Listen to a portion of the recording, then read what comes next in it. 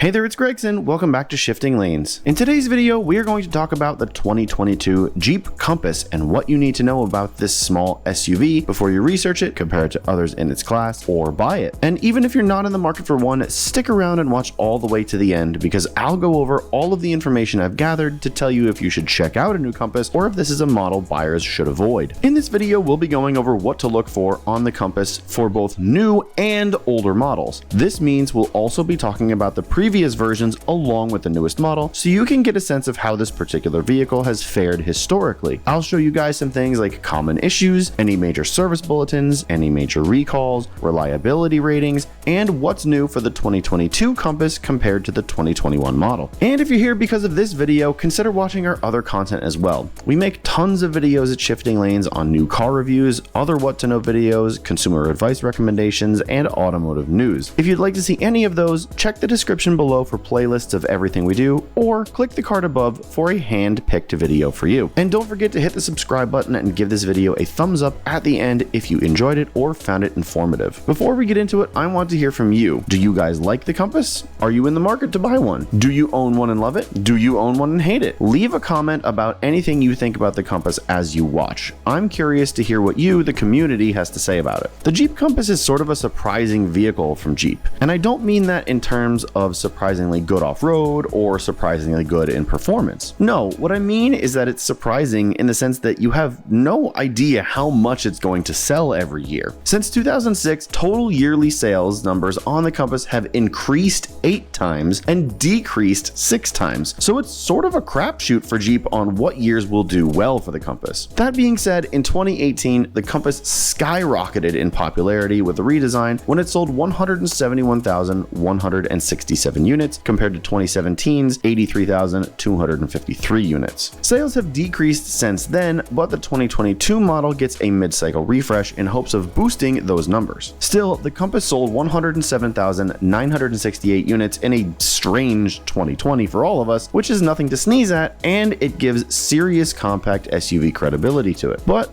does this aspect and high sales figures also mean that it's a surprisingly good car? That is what I aim to find out for you. With that in mind, let's start out by talking about some past issues with older Compasses just in case you're not looking at the newer model. CarComplaints.com is a great resource when looking at complaints and overall issues for cars. I frequent this site almost daily looking for information to better inform all of you. There are a bunch of issues for the Compass across all years, but here are a few of the biggest. First is control arm / bushing failure for the 2007 Compass with an average cost to fix of $600 at an average mileage of 58,000 miles. Next is TIPM failure on the 2007 Compass with an average cost to fix of $1,600 at an average mileage of 110,000 miles. And finally, CVT transmission overheated on the 2011 Compass with an average cost to fix of $1,700 at an average mileage of 70,000 miles. Something to keep in mind with these 3 issues is that Car Complaints is made up of user or consumer reported issues. So these aren't necessarily things you would encounter on an older model, just what others have logged on this particular website. It is worth noting that the 2007 model has the most complaints out of any, and we'd recommend avoiding this year entirely if you're looking to buy used. By comparison, the 2008, 2009, and 2010 models have far less issues and shouldn't cost much more than a 2007, so look at those years if you're looking to go that far back. Next, let's talk about the technical service bulletins, or TSBs, for the Compass. If you didn't know, a TSB is a communication from the manufacturer, like Jeep, that documents recommended procedures for repairing vehicles,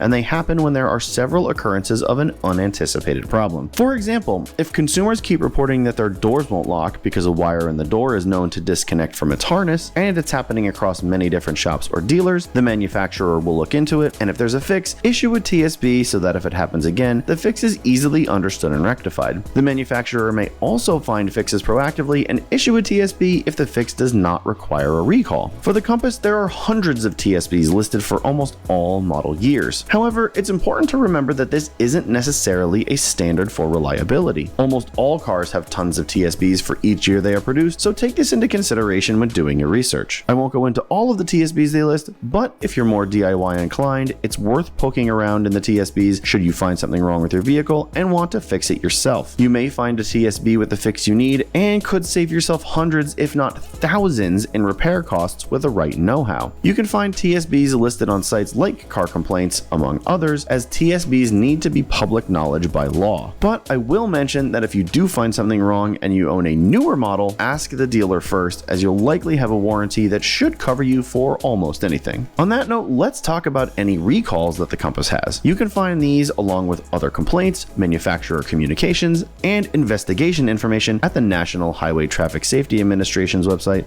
or NHTSA for short. The Compass has many different recalls associated with many different model years, but here are a few to watch out for and the years that relate to them. For the 2007 Compass, sticking or binding accelerator pedals. Should the pedal bind or become stuck, it can be overcome by smart brakes, which override the accelerator pedal in certain conditions. What this meant was that the pivot bushings in vehicles with oversized accelerator pedal bearing pockets may become dislodged and potentially cause the accelerator pedal to bind or stick. Jeep's fix was to inspect and replace all affected accelerator pedal assemblies free of charge. Next is delayed deployment or non-deployment of airbags on the 2012 Compass. In the event of a rollover necessitating airbag deployment, the software error can lead to a delayed deployment or a non-deployment of the side curtain airbag and or seatbelt pretensioners. As a result, vehicle occupants have an increased risk of injury in a crash. Jeep's fix was just a software update to this one. And finally, passenger airbag assembly may contain loose nuts on the 2018 Compass. In the event of a crash necessitating airbag deployment, unsecured inflator mounting nuts outside of the cushion assembly are potential projectiles that may strike the driver or other occupants, resulting in serious injury or death. Jeep's fix here was to replace the passenger airbag module assembly with new units free of charge. Now, I always include recall information in these videos, and I almost always get a comment on them saying something to the effect of, "Man, this is recall stuff. Who cares? Just get it fixed at the dealer for free. No one needs to know this. What a waste of a video." And well, you guys sort of have a point. All recalls can be fixed for free, so why even mention them? But you wouldn't believe the amount of people who don't even do recalls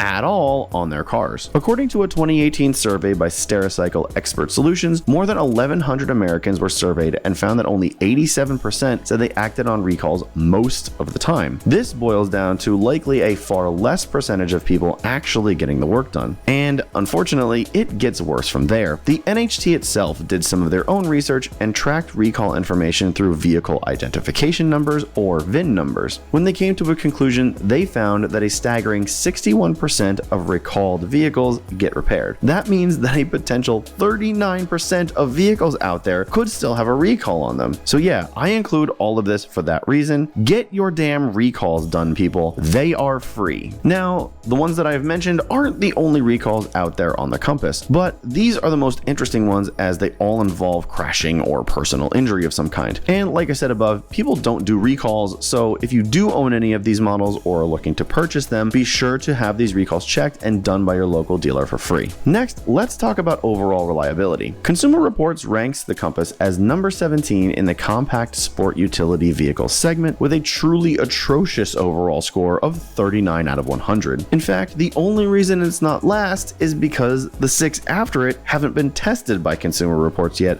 or are currently in test. So in reality, they rank the Compass as last for what's out there that they've tested. This score boils down to a low road test score and a low predicted owner satisfaction score. More on that in a bit. Car and Driver also puts the Compass as 17th on their list, and without having access to their full rankings, I'm going to assume it's in last place as well. Car and Driver's overall impressions were summed up by saying that the Compass is attractive and elevated by Jeep credibility, but it still suffers from a host of compromises. But now on to what's coming next to see if the 2022 Compass can fix any of those problems or issues. And what you all really need to know about it is that Jeep knows it has a sales hit with the Compass, and the 2022 updates aim to make it a more desirable offering for those in the market. The most noticeable change is a revised front end, which Jeep calls an authentic Jeep exterior and more premium design. And although that is marketing speak, I completely agree with them. The Compass now looks like a baby Grand Cherokee and has much more road presence than the outgoing model. The same ethos is carried into the interior as well, where there are even more changes. Allegedly, it has double the storage as before, while also featuring a new 10.1-inch Uconnect 5 center stack display, new 10.25-inch frameless full-color digital cluster, and available heated rear seats. Also new is a Latitude Luxe trim, which has leather, all-wheel drive, and the larger touchscreen as standard. What's most impressive about the refreshed Compass is the more than 75 advanced safety and security features, which is claimed to be the most available safety features in its class. Jeep has also added many safety features as standard across all trims, such as full speed collision warning with active brake and pedestrian cyclist detection, active lane management with lane sense, lane departure warning with lane keep assist, and blind spot monitoring with rear cross path detection. Lastly, there is new suspension tuning to deliver a smoother ride than before,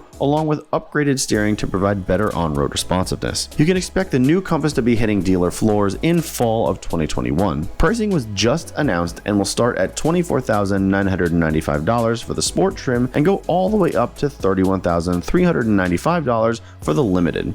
This is a starting price for both of those and will no doubt go up with other add-ons you may want. Lastly, with all this being said, do we recommend you go in to buy the new Compass if you've made the decision to purchase? The answer to that question is actually a no, but here's why that opinion doesn't really matter. Going back to Consumer Reports' predicted owner satisfaction score and how low they rank the Compass, clearly they are basing that on some metric they've seen in their data. This is why I'm basing my no recommendation on the information I've gathered for you in this video. Overall, the Compass just seems to be decent historically, with improvements here and there with inconsistent sales over time. But like I said, this honestly doesn't matter all that much. Jeep has sold over 100,000 units of the Compass every year since the redesign in 2018, so it's clear they know what they're doing when it comes to making the Compass an attractive vehicle to buy. So what Consumer Reports and I say here largely doesn't make a lot of sense. People are still buying these vehicles by the boatload. Is it because FCA or Stellantis has slapped a Jeep badge on a small budget CUV and are trading in on the Jeep name? Maybe. Is it because dealers give big incentives to move more product on certain models and the Compass could be lumped in with that category? Maybe as well. Either way, my no recommendation shouldn't stop you from at least testing one out or keeping it on your list if you like the looks and overall aesthetic. If you're worried about reliability, don't be, because if you get a new one, you'll have a warranty. If you're buying used, just make sure you get one with full records and not a lot of unanticipated maintenance history. Either of those scenarios and you'll be just fine with purchasing a Compass. But word to the wise here, do keep others on your list to test drive as well. You'll thank yourself later for doing the maximum amount of research you could. With all of that said, I hope that this video does help you in making your buying decision a bit easier or has made you a better informed owner. If you want to follow us outside of YouTube, you can find us at Shifting Lanes on Facebook and Instagram, where we post about the cars we review, our personal cars, and industry news and adventures. Again, my name is Gregson. Thank you so much for watching, and as always, until next time.